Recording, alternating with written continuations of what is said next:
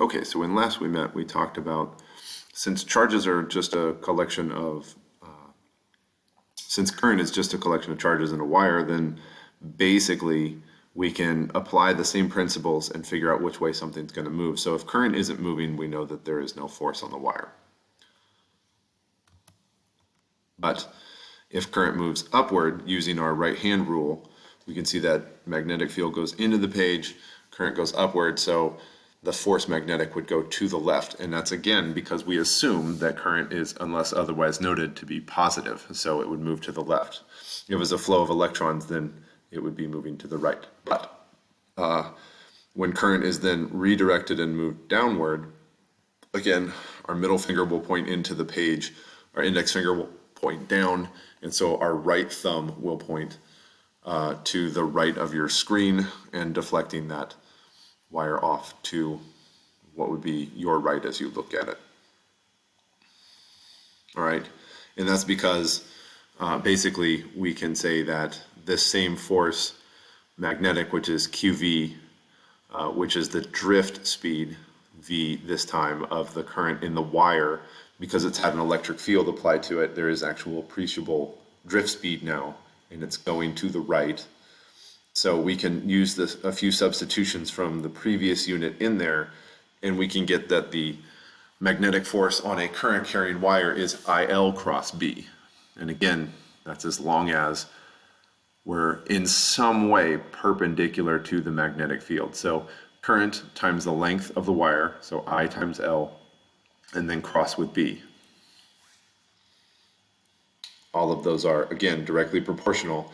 And if we had to actually run it, we don't need to know what a cross product is. I've said this before, but just to remind you, if you actually have something that isn't moving perpendicular to the magnetic field, then it's just ILB sine theta.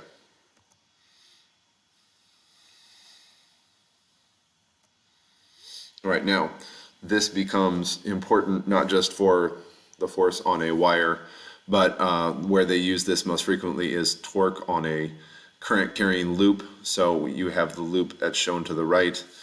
You have a magnetic field. So if we take our right hand rule and we say, okay, current in branch number 2 there, or current in wire number 2 is headed downward.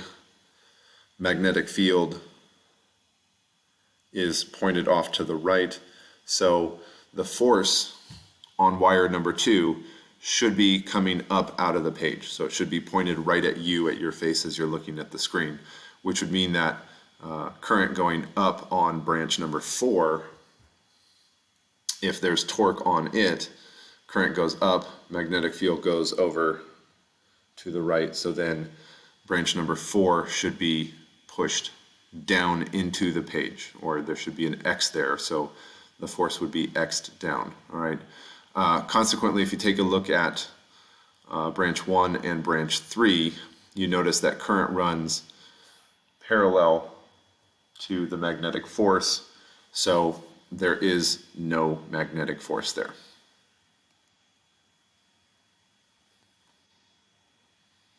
All right, so looking at it from a different angle here, a different perspective for those of you who have taken drafting before, you realize, okay, so you'll notice right here you have a dot and an X. That's just to tell you this is branch 2. So we're looking at it from a particular angle where current is coming up towards you in branch 2 and current is going down away from you in branch 4. So that tells you what side you're looking at here. If you put all of those together, you basically find that the torque on a loop is the current times the area times the magnetic field. So the area of the loop, A times B here, this lowercase a times B, is length A times length B. So the torque, the maximum torque, because if you go back here and you look, right now torque would be at a maximum because everything is perpendicular to itself. But as this begins to rotate this way, you begin to get signs in there and torque begins to diminish, right? So really, you'd only be asked what the torque would be at that particular moment. You wouldn't be asked to calculate force as it moves through, because that would require some calculus. So again, you could calculate here the instantaneous movement and the instantaneous torque that is being given there. So you could get the instantaneous acceleration right at the start. But then after that, then you have to start doing some pretty complex calculus to get through that.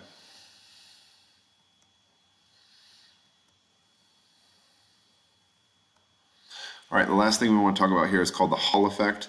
And the Hall effect says that anytime you move a conductor through a magnetic field, it has charges in it, and those charges can be induced to separate.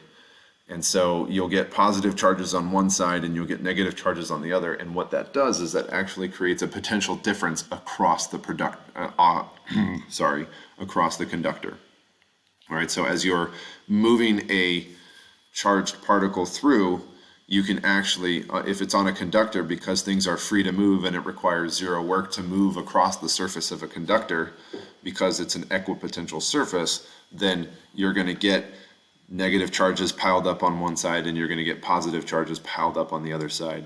And you're going to get a potential difference which can drive a current. So that's called the Hall effect.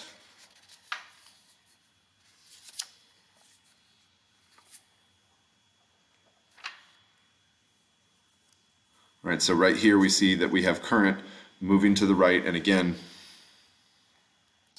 if you take your right-hand rule, right, magnetic field is going into the page and current is going to the right. So you'll see that positive charges are forced to the top, and you'll see that negative charges are forced to the bottom, because if you take your left hand and current goes to the right and magnetic field goes in the page, then your left hand, your thumb points down to the bottom of the page, whereas your right hand thumb is pointed to the top of the page. So you get a potential difference where all the positive charges are collected up here and the negative charges down here. And hey, that's fun. Now you have a potential difference between them. So again, this is called the Hall effect.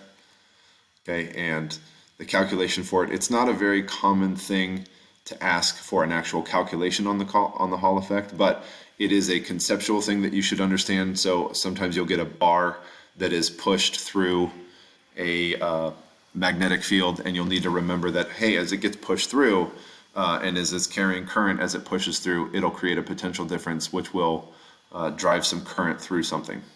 So when we get into induction in the next unit, that'll become more of an important thing to remember, is that you can, in fact, get a potential difference across a conductor moving through a magnetic field, and that will drive current through a circuit. So when we're talking about inductance, which is how magnets are used to drive current in a circuit, the Hall effect is one way that we can explain how that works. All right, we'll stop there. The next video that I put up will be a video for how we can talk about, instead of charges moving through a magnetic field, how charges that move create their own magnetic field. So basically, every wire that has current moving through it has its own magnetic field that it generates itself. And then we'll talk about how those forces are generated on each other. I hope you guys have a good day. I hope that you remember to distance from each other, and I hope that you are hanging in there. I will see you guys hopefully soon. Bye-bye.